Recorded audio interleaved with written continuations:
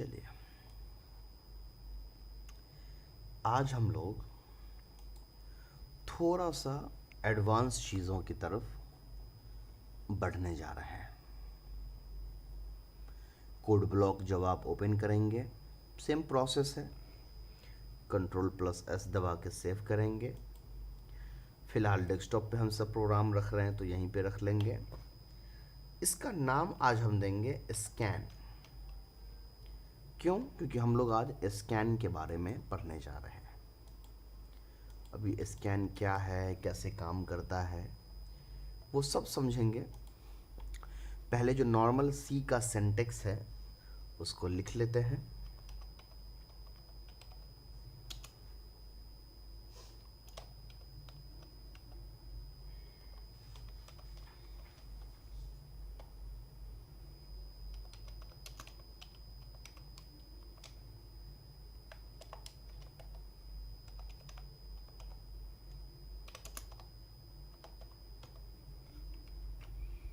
चलिए, काम कर गए। अब हम लोग आज पढ़ने जा रहे हैं स्कैन एफ के बारे में। स्कैन एफ को आप प्रिंट एफ का भाई समझ लीजिए। प्रिंट एफ से आप क्या करते थे? देखिए, प्रिंट और स्कैन, अगर आप प्रिंटर को जानते हैं, प्रिंटर का काम जानते हैं, तो आपको पता होगा कि प्रिंट से आप क्या करते हैं और स्कैन से आप क्या समझते हैं। ठीक है, लेकिन नहीं जान रहे हैं, कोई बात नहीं है, काम हो जाएगा। प्रिंट का मतलब होता है कोई चीज़ दिखाना, और स्कैन का मतलब होता है कोई चीज़ को अपने अंदर रख लेना, सेव कर लेना। जैसे मैंने मान लिया जाए 2 आदमी हैं, इसने 5 रुपए दिए इसको, इसने ये 5 रुपए अपने पॉकेट में रख लिया, तो हम कहेंगे इसने स्कैन किया। ठीक है, क्योंकि इसने 5 रुपए को अपने पास स्टोर कर लिया। और अगर वही ये 5 रुपए वापस इसको दिखाए कि देखो मेरे पास 5 रुपए है, तो इसको हम कहते हैं कि इसने प्रिंट किया, यानी इसने स्टोर किए हुए चीज़ को दिखा दिया। तो स्कैन मतलब क्या हुआ? आप कोई चीज़ अपने पास स्टोर करके रख रहे हैं। इसीलिए स्कैन के बारे में आप लिख सकते हैं व्हेन यू स्टोर समथिंग, जब कोई चीज़ आप अपने पास रखते हैं। और प्रिंट का मतलब क्या होता है? When you show something. ठीक है, तो जब हम लोगों को स्क्रीन पे कोई चीज़ दिखाना था तो हम किसका यूज़ करते थे? प्रिंट एफ का। जैसे प्रिंट एफ करके हमने लिखा आई वांट टू शो, मैं दिखाना चाहता हूं। इसको जब आप रन करते तो स्क्रीन पे ये चीज़ आता था आई वांट टू शो, क्योंकि मैं स्क्रीन पे जब कोई चीज़ दिखाना चाहता हूं तो प्रिंट एफ का इस्तेमाल करता हूं। लेकिन अगर मुझे स्क्रीन से कोई चीज़ लेके सेव करना है, स्टोर करना है, तो मैं यूज़ करूँगा स्कैन एफ। स्कैन एफ का क्या काम है? आई वांट टू सेव और स्टोर्स फ्रॉम स्क्रीन। अभी मैं इसको रन करूं भी तो ये कुछ नहीं करेगा, ये एरर देगा। आई वांट टू शो, बात ख़त्म, एंटर प्रेस किया, ख़त्म, कुछ भी नहीं आया। क्यों? हम लोग समझेंगे आगे क्यों नहीं हुआ। अभी फ़िलहाल आपको क्या समझना है वो देखिए।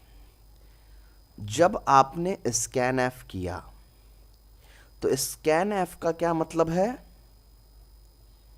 जब आप स्क्रीन से कोई चीज़ ले करके सेव करते हो अपने पास, गौर से एक चीज़ देखिएगा। अभी मैं स्कैन ऐप को डिलीट कर रहा हूं और प्रोग्राम को रन कर रहा हूं। प्रोग्राम रन हुआ, I want to show, process returned 0 × 0, execution time 0.060 second, press any key to continue. ये 2 डिटेल एक्स्ट्रा है आपके स्क्रीन पे, और यहाँ पे लिखा हुआ है press any key to continue. मैं अगर अपने स्क्रीन पे कोई भी बटन दबाऊंगा ये हट जाएगा। दबाया, खत्म। फिर से देखिए, मैंने प्ले किया, स्क्रीन पे बटन दबाया, खत्म। अब देखिए, मैं वापस से क्या करता हूं, यहां पे स्कैन एफ यूज करता हूं। ठीक है, अब रन करता हूं। देखिए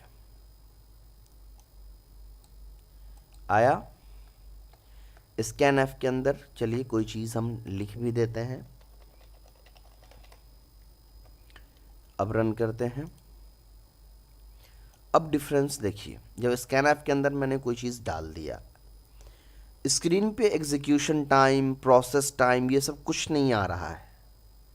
आई वांट टू शो लिखा हुआ है, और उसके बाद ये कर्सर ब्लिंक कर रहा है। यहाँ पे ब्लिंक करने का मतलब है कि प्रोग्राम आपका वेट कर रहा है कि आप कोई चीज़ लिखोगे तो वो उसको स्टोर करेगा।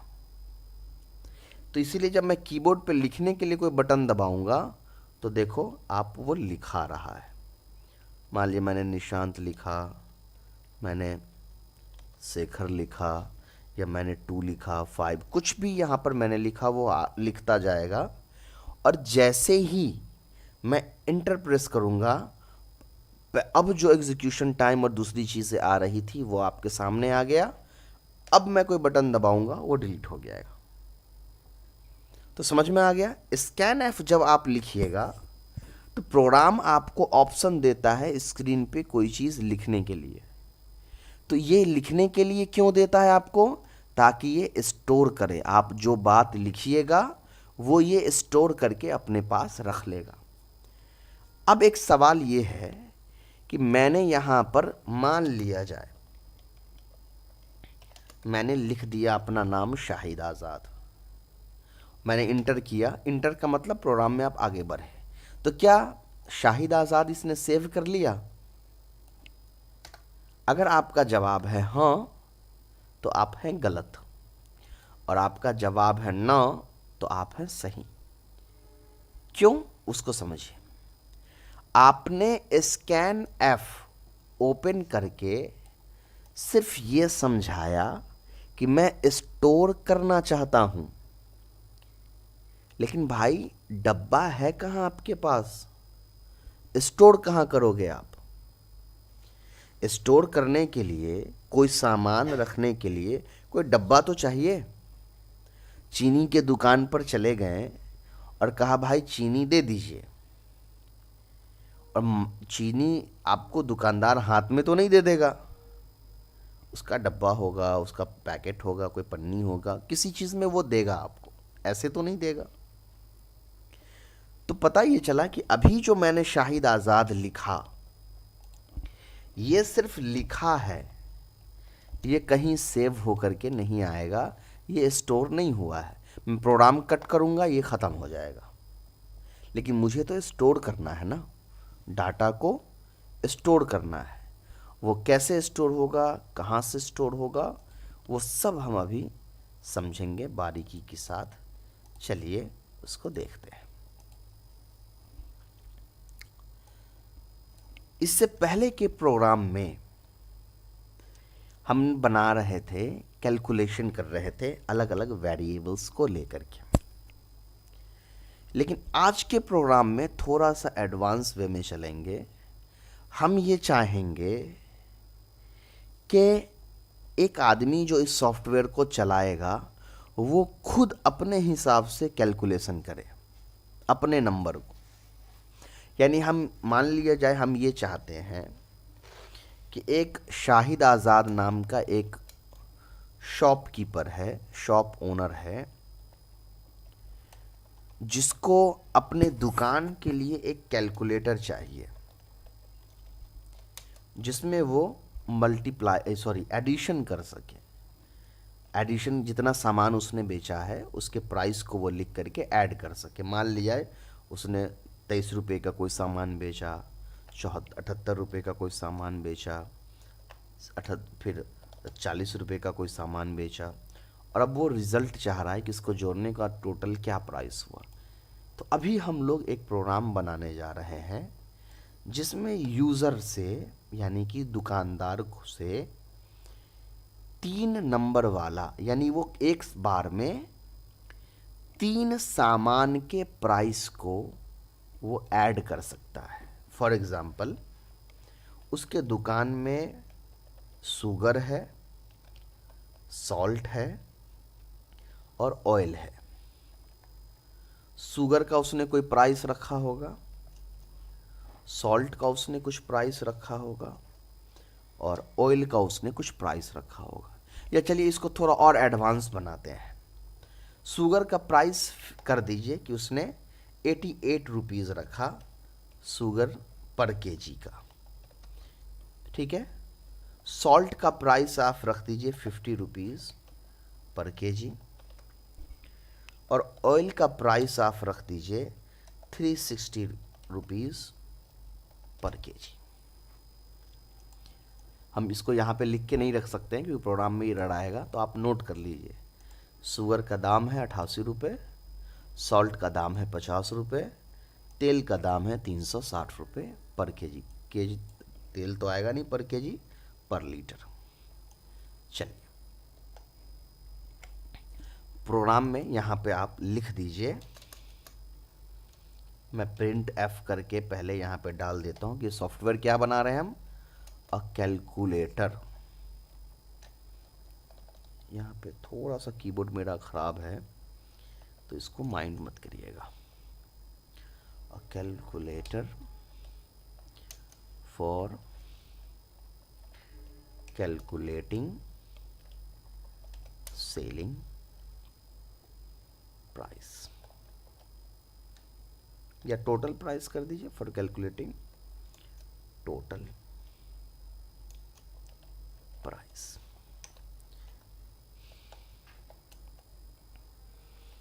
एंटर करके प्रेस कर लेंगे, कंपाइल करके देखते हैं आया या नहीं। अ calculator for calculating total price.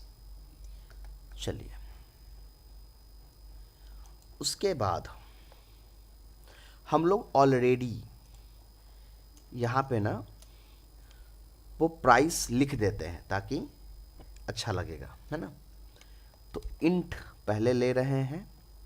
Int का मतलब हम नंबर लिखेंगे। यहाँ पे शुगर लिख दे रहे हैं, यानी शुगर का डब्बा है, ठीक है।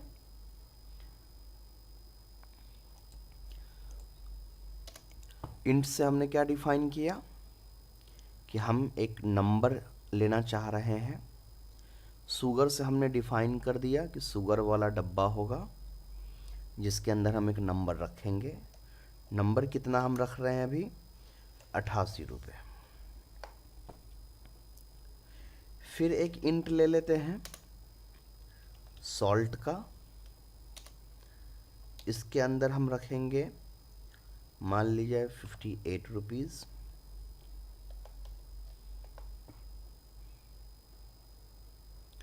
और ऑयल था, ऑयल ले लेते हैं तेल वाला डब्बा और इसके अंदर हम रखते हैं 360 रुपीज़। हमने प्राइस यहाँ पे सेट कर दिया है, ठीक है।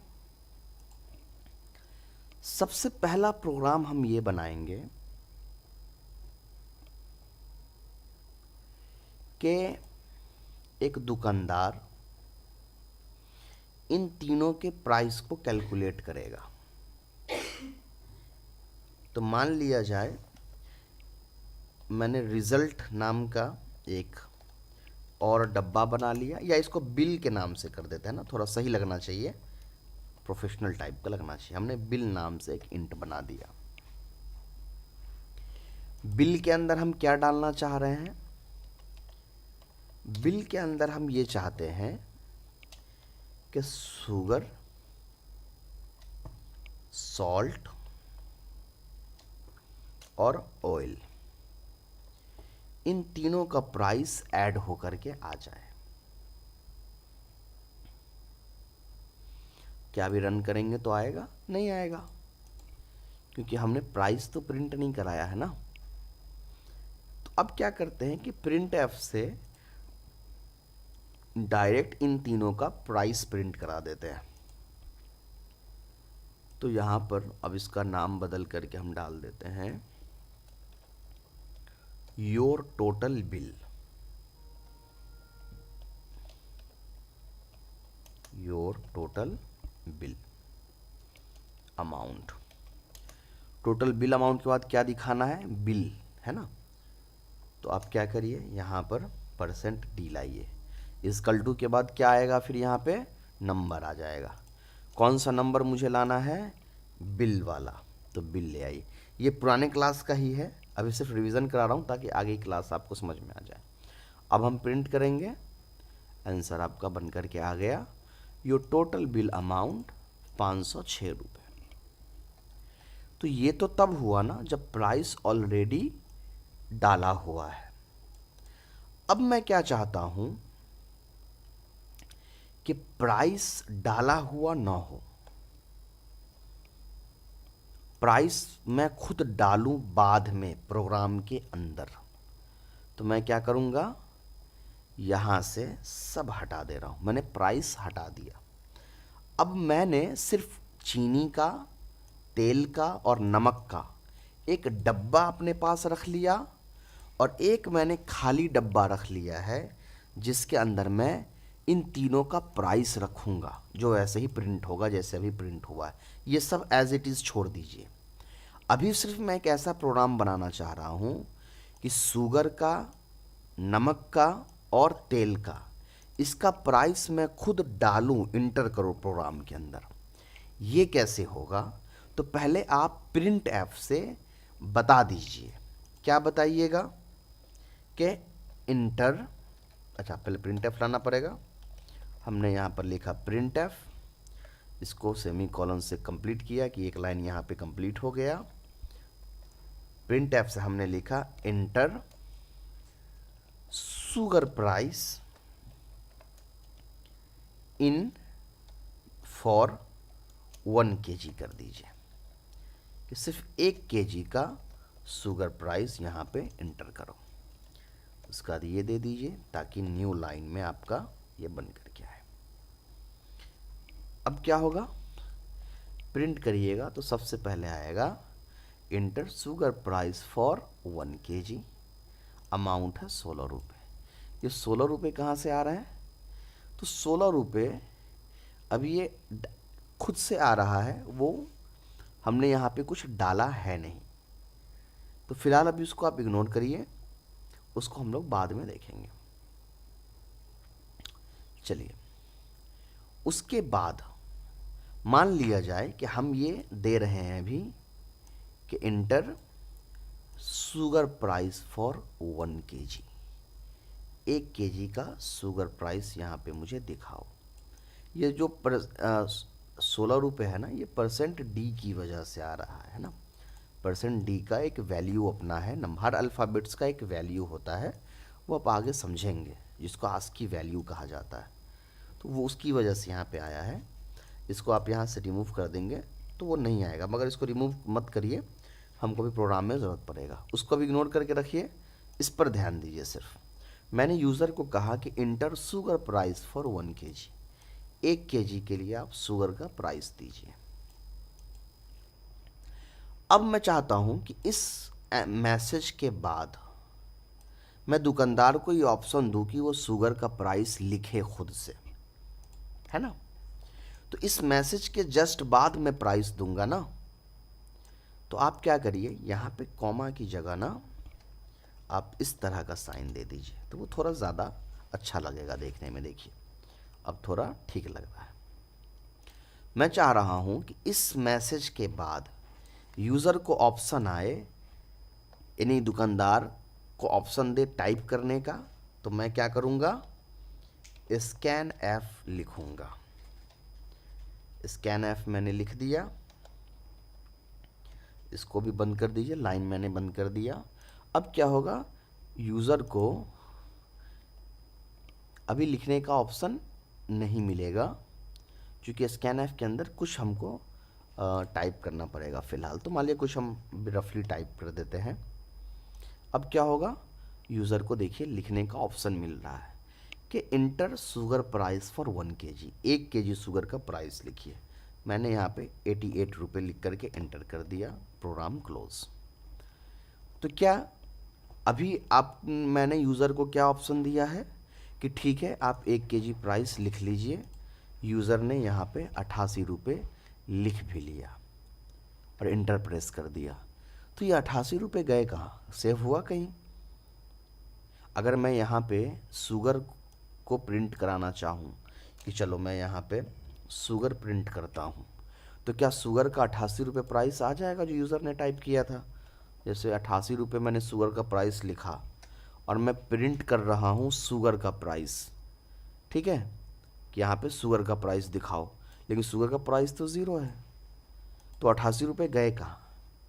वो इसलिए आपको नहीं दिखा कि आपने सिर्फ स्टोर करने का कमांड दिया है कि हाँ इसको स्टोर करो, तो वो लिखने का ऑप्शन दे दिया, लेकिन आपने इसको बताया कहाँ कि तुमको स्टोर कहाँ करना है? बताना होगा ना। आपने सिर्फ उसको बोला कि मुझे दे दो, कहाँ देना है ये तो बताना होगा।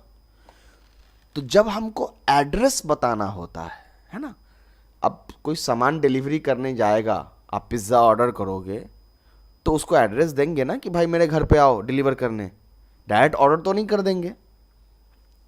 तो प्रोग्राम को भी जब आप कह रहे हो कि मुझे प्राइस दिखाओ जो मैंने डाला है, तो उसको एड्रेस देना होगा ना कि कहाँ दिखाना है।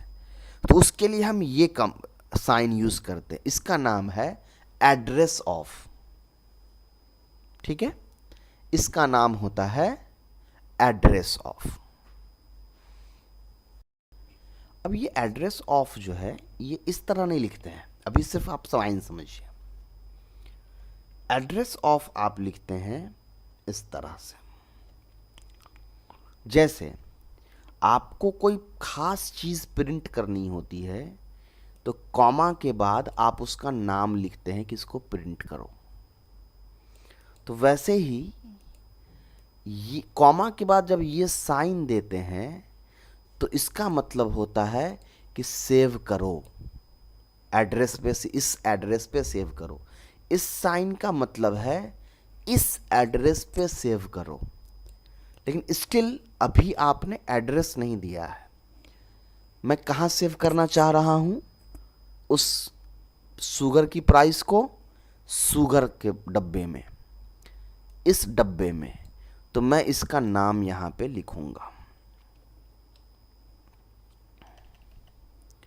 शुगर। फिर से समझिए, मैंने प्रिंट ऐप से ये बताया कि मुझे चीनी के 1 kg का दाम बताओ। स्कैन ऐप से मैंने बताया कि मुझे सेव करना है शुगर के दाम को। एड्रेस ऑफ से मैंने बताया कि मैं इसको एक खास एड्रेस पे भेजूंगा, सेव करूंगा। उसके बाद शुगर लिख करके मैंने बता दिया कि ऊपर जो मैंने शुगर का डब्बा बनाया है उस डब्बे के अंदर ये प्राइस डालो। तो यहाँ जो भी प्राइस यूज़र डालेगा वो जाएगा शुगर के डब्बे में। बट शुगर के डब्बे में क्या आ रहा है?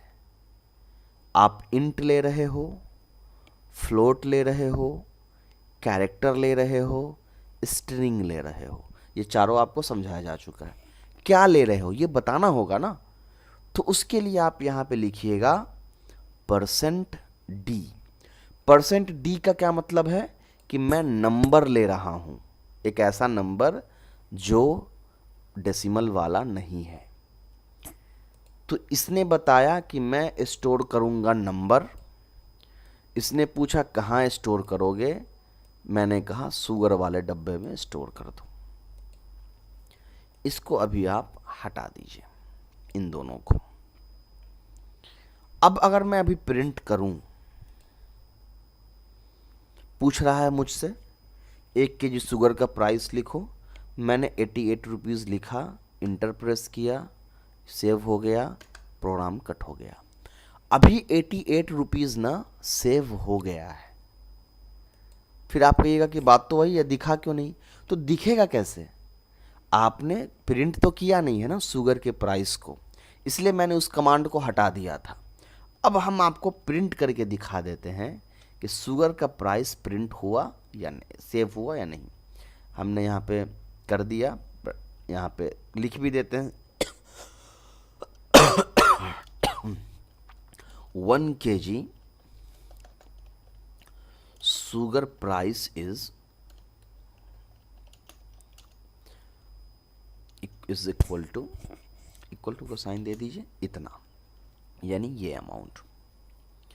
उसके बाद आप न्यू लाइन दे दीजिए, और प्रिंट करने के लिए हमको पता है, बताना पड़ेगा क्या प्रिंट करना है, यानी इस %d के पास क्या लाना है, मुझे शुगर का प्राइस चाहिए ना, शुगर का प्राइस शो करना है।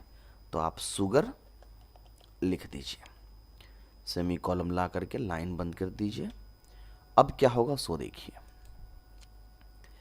यहां मैंने शुगर का प्राइस लिखा 88, प्रिंट किया, देखिए 1 kg शुगर प्राइस इज 88। फिर से रन करते हैं, यहां मैंने शुगर का प्राइस लिखा 120, प्रिंट किया, 1 kg शुगर प्राइस इज 120। तो अब क्या हो रहा है, मैं यहाँ जो भी प्राइस डाल रहा हूँ वो शुगर में स्टोर हो रहा है, और वो प्राइस यहाँ प्रिंट हो रहा है। तो यहाँ जो शुगर प्रिंट हो रहा है वो किससे मांग रहा है, इससे। यहाँ जो प्राइस है वो कहाँ स्टोर हो रहा है, इस डब्बे में। आ गया समझ में कैसे काम कर रहा है स्कैन एफ और प्रिंट एफ? चलिए फिर से लिखते हैं, ये तो शुगर का प्राइस हो गया। अब हम फिर प्रिंट कराएंगे यूज़र को, प्रिंट एफ करके enter 1 kg price for salt.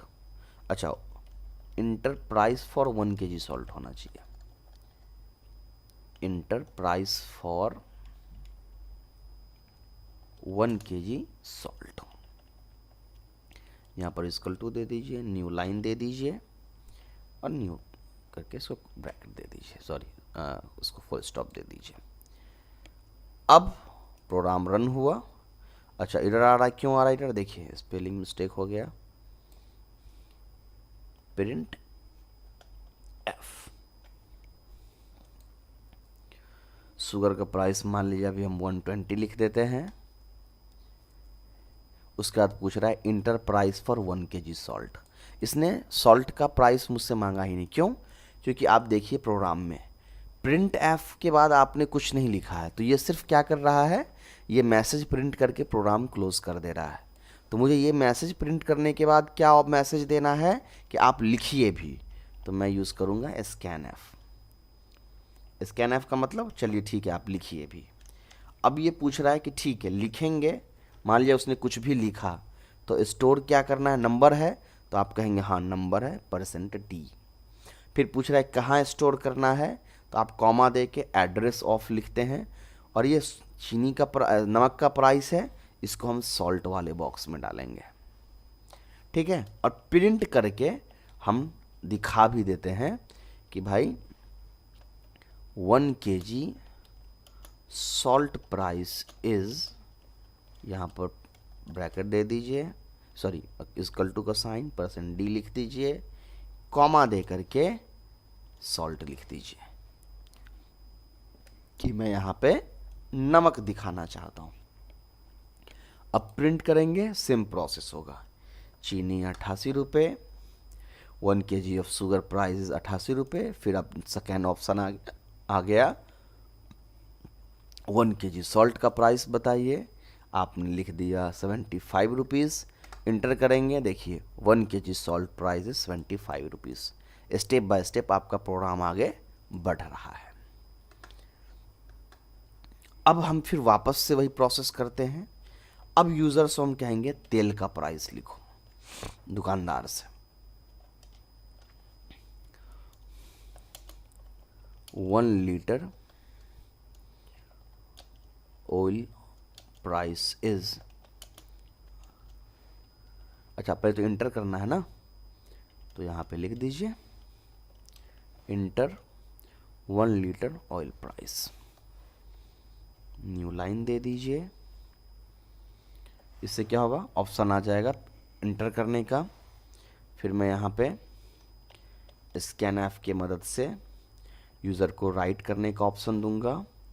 %d से बताऊंगा कि मुझे नंबर लेना है, और एड्रेस ऑफ से बताऊंगा कि तेल का प्राइस तेल वाले डब्बे में डाल देना है। ठीक है, फिर प्रिंट एफ करा के 1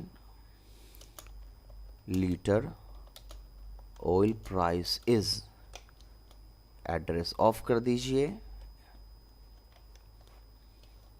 न्यू लाइन कर दीजिए। क्या है, 1 लीटर प्राइस प्रिंट कर रहे हैं ना, ऑयल लिख दीजिए कि मैं ऑयल का प्राइस प्रिंट कर रहा हूं।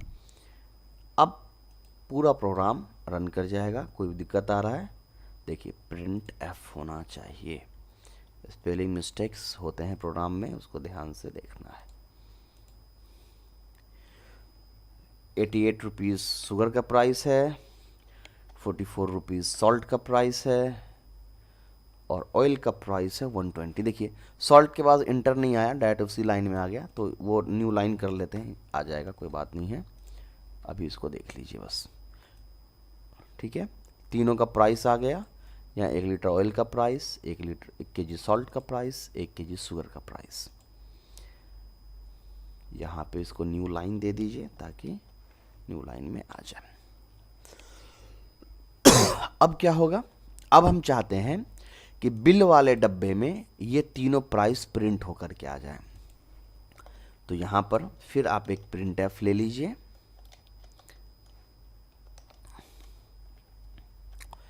यहाँ पर लिख दीजिए your total bill amount is,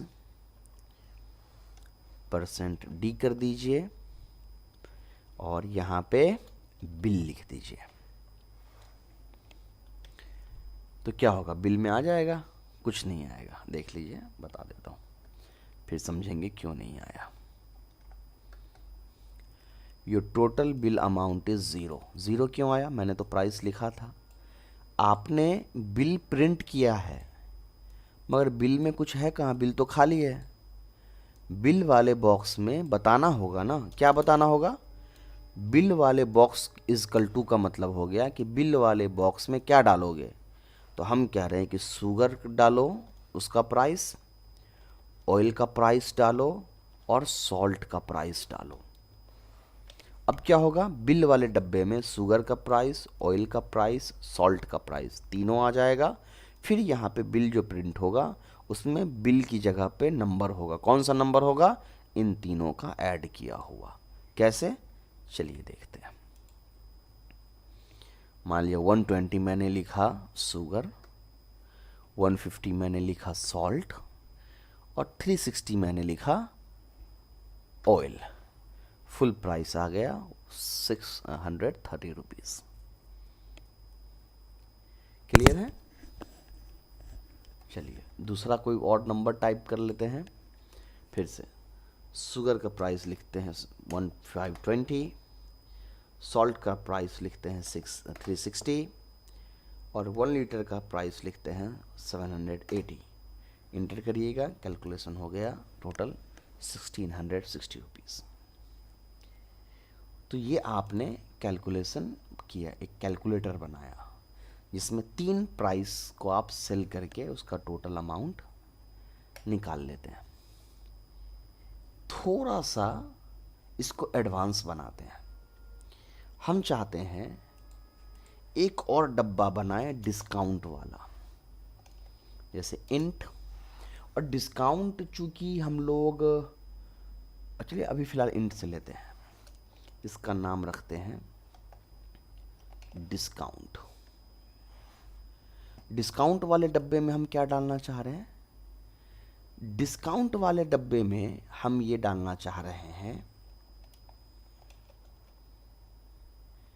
कि जो टोटल प्राइस होगा, जो टोटल प्राइस होगा उसमें हम 50 रुपीज़ लेस कर देंगे। याद रखिए, टोटल प्राइस का 50 रुपीज़ लेस करेंगे। तो टोटल प्राइस आपका कहाँ है? बिल के अंदर है, उसमें से आप 50 रुपीज़ लेस करेंगे।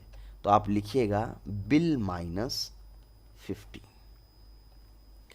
उसकी वजह से क्या होगा? टोटल प्राइस में से 50 रुपीज़ माइनस हो जाएगा। अब प्रिंट करके दिखा दीजिए।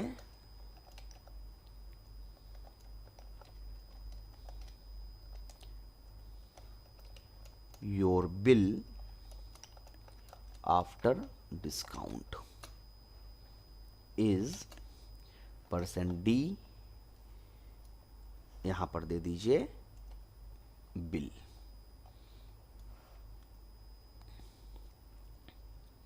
अच्छा,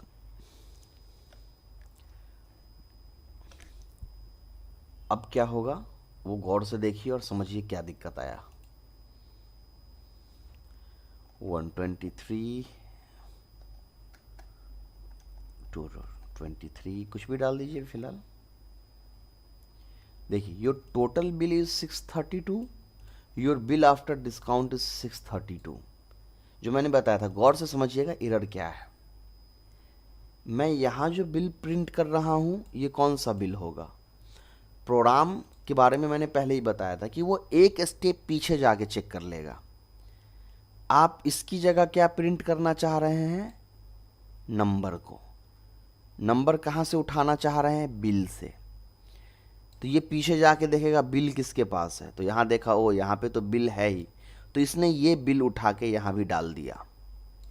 लेकिन ये बिल कहाँ से आया है? ये बिल आया है यहाँ से।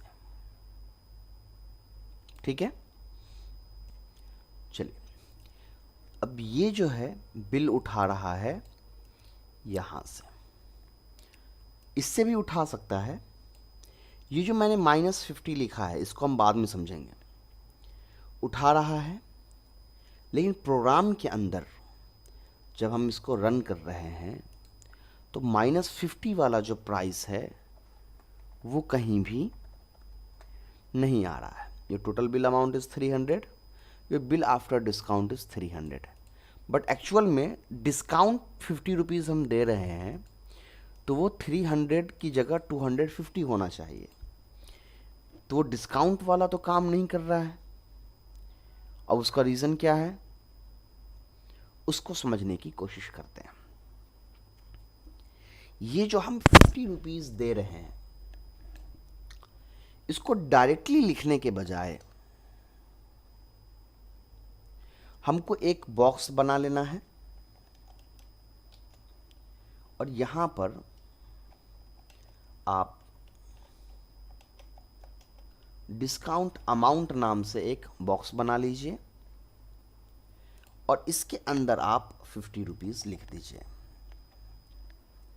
अब हम कह रहे हैं कि बिल के अंदर से माइनस कर दो डिस्काउंट अमाउंट को। अब जब हम इसको प्रिंट करेंगे तो वो आपका काम करेगा। ओके, अभी भी काम नहीं किया तो कहीं कुछ ना कुछ इशू आ रहा है, उसको हम लोग देख लेते हैं। इसको पहले रिमूव कर दीजिए और इसको डीबग करते हैं। डीबग का मतलब ये है कि हम प्रॉब्लम्स को ढूंढने की कोशिश करते हैं कि दिक्कत क्या आ रहा है।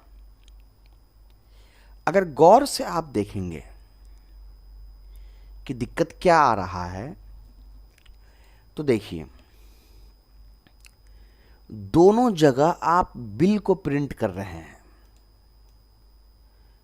तो ये बिल तो इसी को प्रिंट कर देगा ना, या अगर इसको भी प्रिंट करेगा तो इसमें जो प्राइस रखा हुआ है, इस बिल के अंदर जो प्राइस रखा हुआ है वो तो वही प्राइस है जो यहां रखा हुआ है। चूंकि आप जो डिस्काउंटेड अमाउंट है वो तो डिस्काउंट वाले बॉक्स में रखे हुए हैं ना, तो जब आप टोटल बिल पे कर रहे हैं, प्रिंट कर रहे हैं, तो वहां आप बिल वाला बॉक्स दिखा रहे हैं कि आपका पूरा बिल इतना हुआ।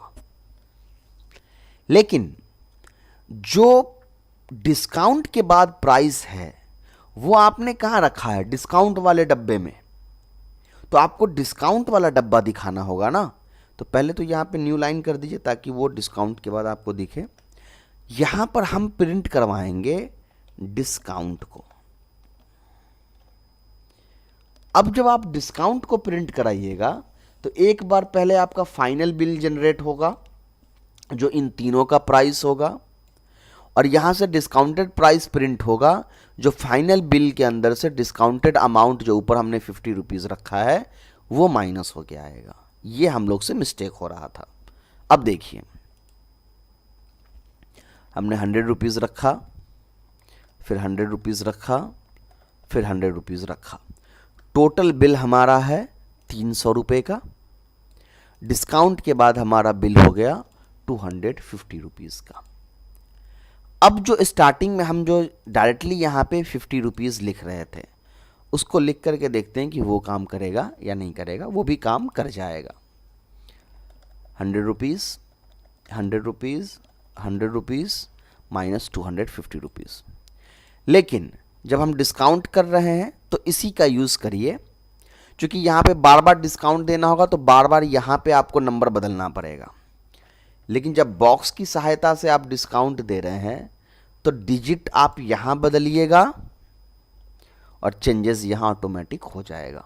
तो एक जगह चेंज करने से सारा चीज़ ठीक हो जाएगा। जैसे 100 रुपीज़, 100 रुपीज़, 100 रुपीज़, 300 का बिल हुआ माइनस 100 रुपये, 200 का फाइनल बिल बना।